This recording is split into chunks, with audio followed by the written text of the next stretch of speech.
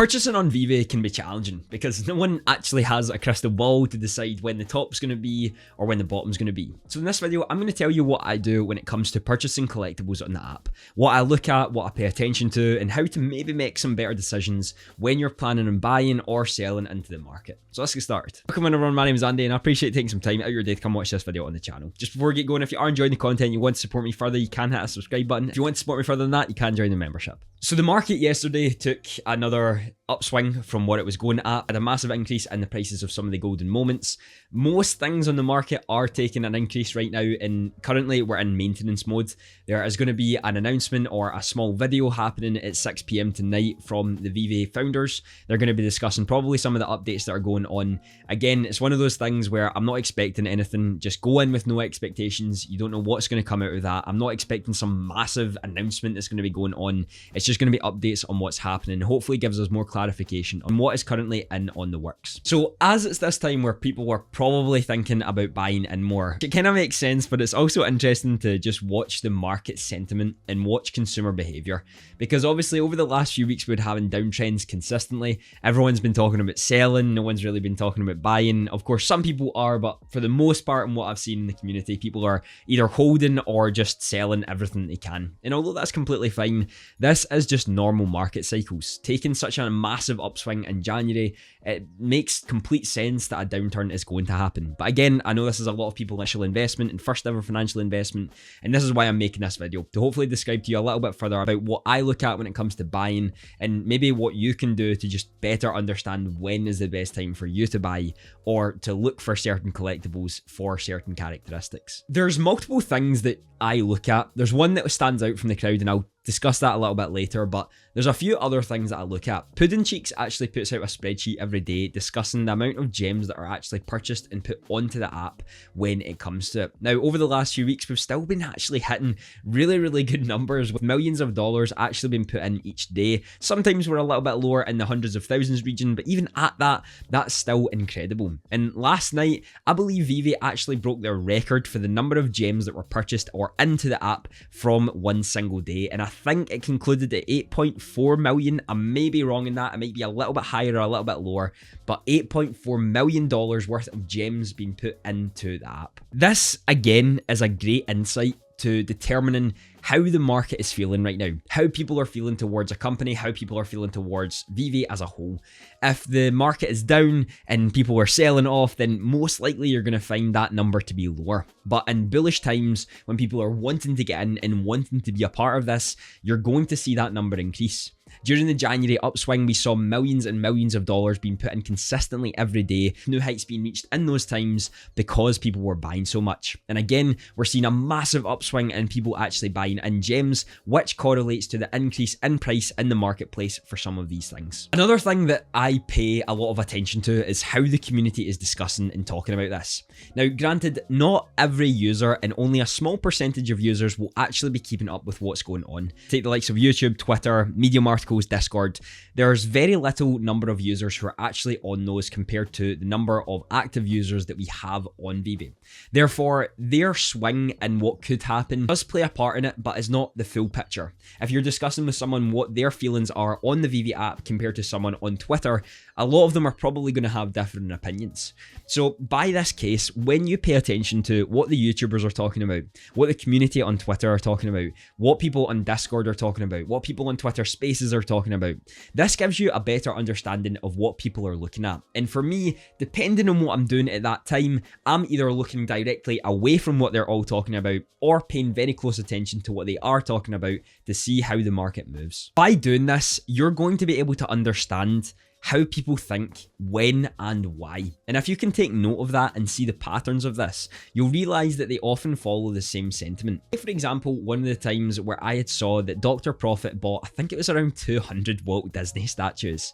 Now, when that was the case, the community obviously then discussed that this grail was something that people were not going to actually have that much of an opportunity to buy in at the time. So when this was the case, partner statue was talked about more, and I'm guessing there was probably more unique sales for the partner statue at that time during this period where people were talking about Dr. Profit buying these 200 waltz. Of course, they had bought it over a period of time. It wasn't just all in the one go, but it is interesting to take note of that is how the market moves. And just for this being the case, total listings on the market are often talked about when it comes to Twitter especially. So if someone's paying attention to the number of supply that is in the market at that time and it significantly drops, FOMO then of course kicks in. This is actually what leads me on to exactly what I look at the most to understand where to buy it and where to not. Now in the past, I didn't have the likes of a Komi Wiki when I was first getting into this. So all I had to do was pay attention to it in my own Excel spreadsheet on what I could do, what the supply was, what people were purchasing at, the all-time high, all-time low, all that sort of stuff.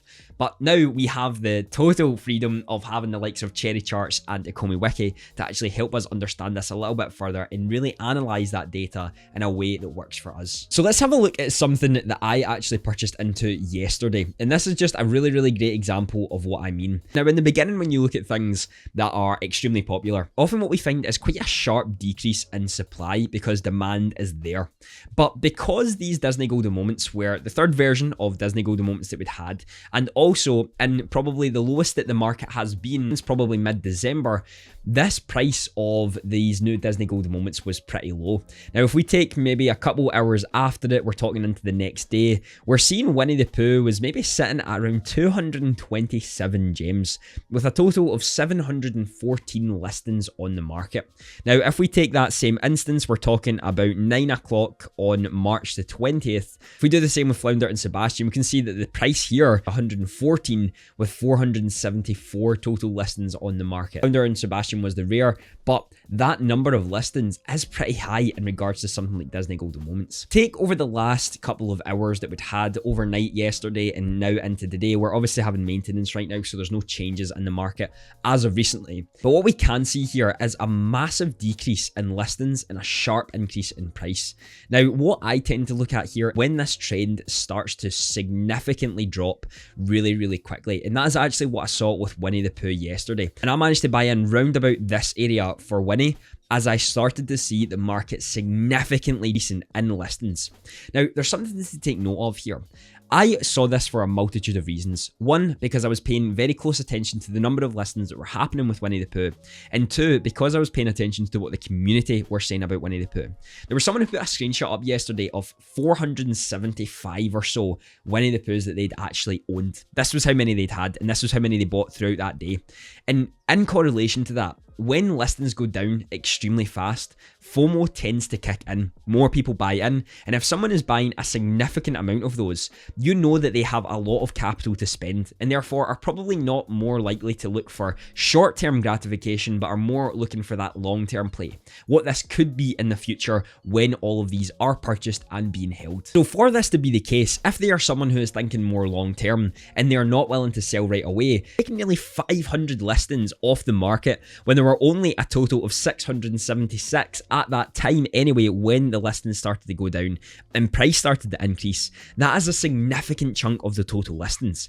It's not to say that flippers will now increase the listings because of this, because they know they can get a higher price for what they bought it at, because if they bought it for 208 and now can sell for 490, there's going to be an increase in listings. So what I actually expect once the market comes back up again is an increase in listings for people who are looking to flip it, and then more long-term holders looking to buy in.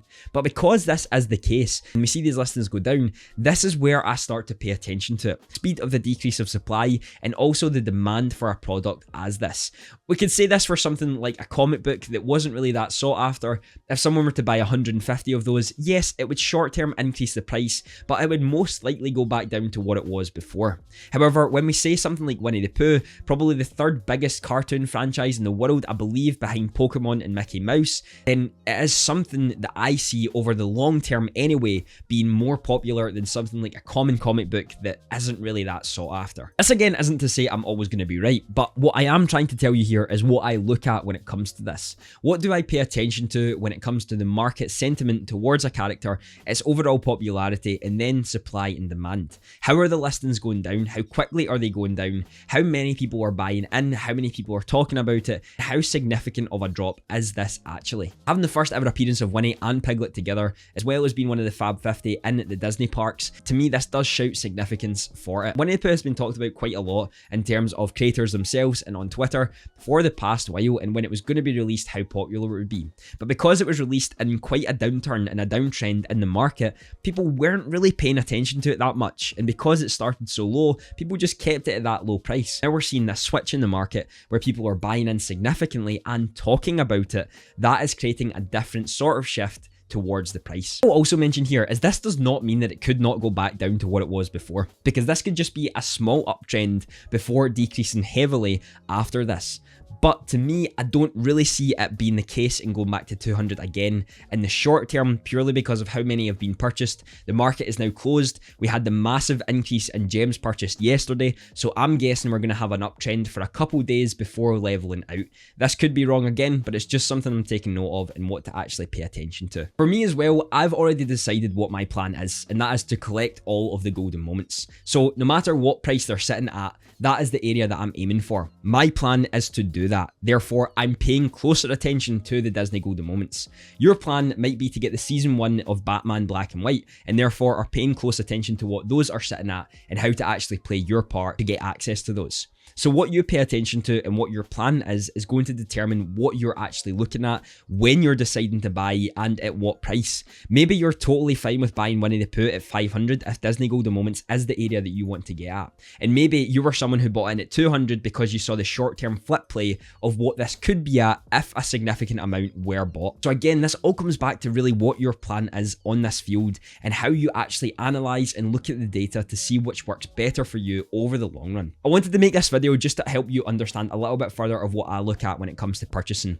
Listings, supply and demand often come at the top scale of what I tend to look at first and foremost to determine what I'm going to buy and why.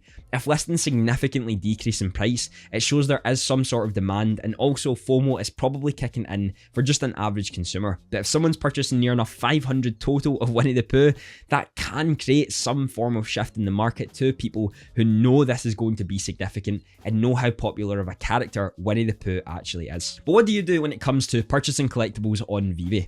Do you pay attention to supply and demand? Do you just go on gut feeling? Or do you do some other analysis that has not been mentioned in here? I'd love for you to let me know down below. Another video on the screen and it'll be something you'll love to watch. Have a fantastic day.